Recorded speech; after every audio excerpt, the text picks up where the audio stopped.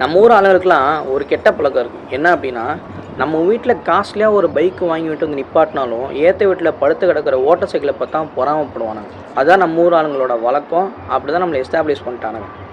அதே மாதிரி தான் தமிழ் சினிமா நிலமே இப்படி இருக்குது. தமிழ் சினிமாவில் என்ன தான் நல்ல சினிமா வந்திருந்தாலுமே மலையாள சினிமா, தெலுங்கு சினிமா, கன்னட சினிமாவில் பார்த்து அந்த படத்தை இப்படி எடுத்திருக்கான்னு தெரியுமா, இந்த படத்தை என்னம்மா எடுத்திருக்கான்னு தெரியுமா அப்படின்ட்டு ஒத்துக்கிறேன். குவாலிட்டி தான், இல்லைன்னு சொல்லலை. அவங்க சினிமாவும் நம்ம குறை சொல்ல விரும்பலை. ஆனால் நம்ம சினிமா யாராவது பார்த்துருக்கோமா? ஒரு லோ பட்ஜெட் படத்தை நிறைய பேர் பார்த்து ரசிச்சுருக்கோமா? தேட்டர் போயிருக்கோமா? இல்லை உங்கள் ஃப்ரெண்ட்ஸ் அண்ட் ஃபேமிலிக்கு நீங்கள் ரெஃபர் பண்ணி தேட்டர் கூட்டு போய் பார்த்துருக்கீங்களா? நான் அடித்து சொல்கிறேன், 10ல் 2 பேர் தவிர மீதி 8 பேர் போயிருக்க மாட்டீங்க. எல்லாம் ஓடிடியில் பார்த்து அப்பா நம்ம எடுத்துருக்காண்டான்னு சொல்லிட்டு ஒரு வாரம் பேசுவீங்க, அப்படியே மறந்துடுவீங்க. அந்த மாதிரி தான் நம்ம தமிழ் சினிமாவில் நிறையா சினிமாவை நம்ம நிறையா கல்ட்டு ஃபிலிமை மிஸ் பண்ணிட்டு இருந்தோம். முன்னென்னா தமிழ் சினிமா தான் ஹாலிவுட்டுக்கே உதாரணமாக இருந்துச்சு. நம்ம சங்கர் சார் ஃபிலிமை பார்த்து தான் மிகப்பெரிய ஒரு ப்ரொடக்ஷன் டீமான மார்வலே கிளைமேக்ஸ் சீனை பார்த்து வியந்து எடுத்திருக்காங்க. அந்த மாதிரி தமிழ் சினிமாவில் குவாலிட்டி இல்லைன்னு இல்லை, அந்த குவாலிட்டியை கொண்டு வர தவறுனது நம்மளால தான். இந்த கமர்ஷியல் சினிமான்ற குப்பையில் போய் விழுந்து எல்லா ப்ரொடியூசர்ஸும் கமர்ஷியல்னு சொல்லிட்டு கமர்ஷியல் ஃபிலிம் எடுக்க ஆரம்பிச்சிட்டாங்க. டூரிஸ்ட் ஃபேமிலியான 1-2 நல்ல படங்கள் தான் நிலச்சி நிற்கிது. அதற்கு காரணம் யார்? நம்ம தேட்டர் போகாது தான். இப்போ ரீசெண்டான ரிலீஸ் ஆன 1-2 மூவி சொல்கிறேன். இதெல்லாம் எத்தனை பேர் பார்த்தீங்கன்னு செக் பண்ணி பாருங்கள். தலைவர் தம்பி தலைமையில்னு சொல்லிட்டு ஜீவா சார் ஒரு படம் நடிச்சிருக்காரு. இது எத்தனை பேருக்கு தெரியும்? 2025 மிடில் கிளாஸ்னு ஒரு படம் வந்துச்சு. முனிஷ்காந்த் நடிச்சிருப்பார். அந்த ஃபிலிம் யாருக்கு தெரியும்? இன்னும் நிறைய அடிக்கிக்கிட்டே போகலாம். GB1, GB2 யாருக்காவது தெரியுமா? பெர்ஃபெக்ட் பார்ட் 1 பார்ட் 2 படம் ஒரு மித்தாலஜிக்கல் மூவி. ஜீவா சார் தலைவர் தம்பி தலைமையில் கம்பேக் கொடுத்துட்டாரு நிறைய பேர் சொன்னாங்க. யார் அவருக்கா ஃபீல்ட் அவுட் ஆனாருன்ட்டு? ஜீவா சாரோட படத்தை நீங்கள் நிறைய பேர் பார்த்துருக்கீங்களா? தியேட்டர் போய் ரசிச்சிருக்கீங்களா? அவர் நடித்த எத்தனை ஃபிலிம் தெரியுமா அண்டர் ரேட்டட்? களத்தில் சந்திப்போம்னு ஒரு படம் எத்தனை பேர் பார்த்தீங்க?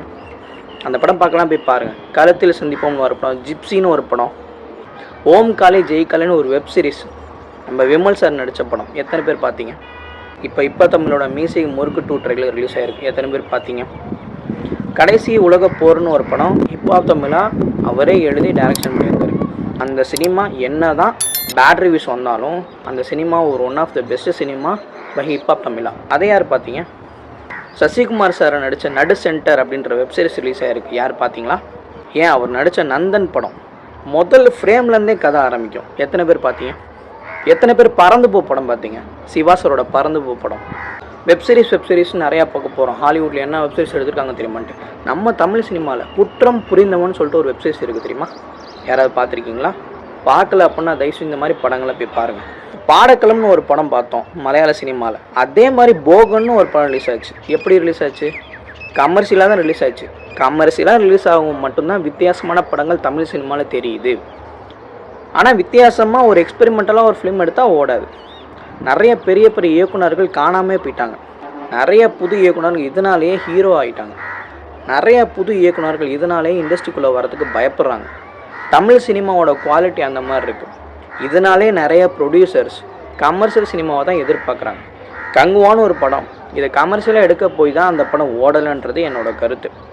ஒரு பேன் இண்டியா ஃபிலிம் நம்மளும் மற்ற இண்டஸ்ட்ரி மாதிரி பேன் இண்டியா ஒரு ஃபிலிம் கொடுப்போம்னு சொல்லிட்டு தான் அந்த படம் எடுத்தாங்களே ஒழிய அந்த படத்துக்கு குவாலிட்டி யாருமே எடுக்கவே இல்லை. ஏன் ரெட்ரோவே நம்ம சூர்யாசன் நடித்த ரெட்ரோ படத்தையே கமர்ஷியல் ஆஸ்பெக்டில் கொடுக்க போய் தான் அந்த படம் பெருசாக போகலன்ற மாதிரி பேச்சு. ஆனால் ரெட்ரோ என்னோட one of the most favourite film. ஒரு super film by Karthik Subbaraj.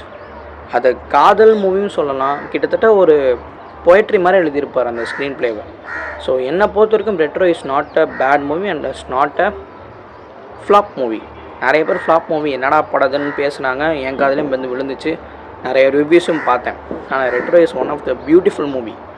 இது மாதிரி தமிழ் சினிமாவில் நிறையா ஃபிலிம் சொல்லிட்டே போகலாம். இதெல்லாமே நான் வாய் வார்த்தையால் சொன்னது.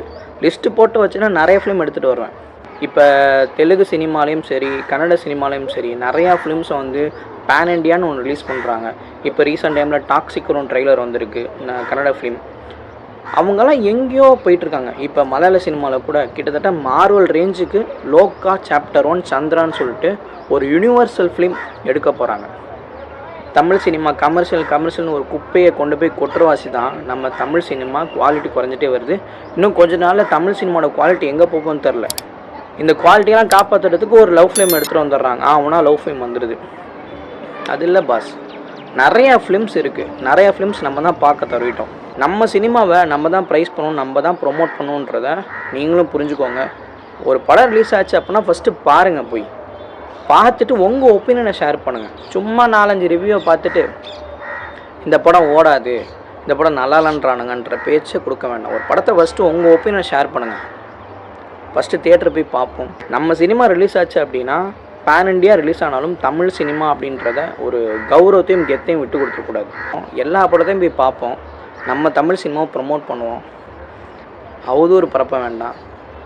மலையாள சினிமா தெலுங்கு சினிமா வளரட்டும், அதற்கு முதன்மையாக தமிழ் இருக்கட்டும்ன்றது என்னோடய கருத்து. ஸோ இதே மாதிரி நிறைய சினிமாட்டிக் வீடியோஸ் அண்ட் சினிமா பற்றி பேசணும் அப்படின்னா மறக்காமல் கிரிக்கெட்ஸை ஃபாலோ பண்ணிக்கோங்க. ரொம்ப நாளாக கிரிக்கெட் பற்றி பேசியாச்சு. ஸோ இன்றைக்கி சினிமா பற்றி பேசலான்ட்டு ஒரு சின்ன டாபிக்.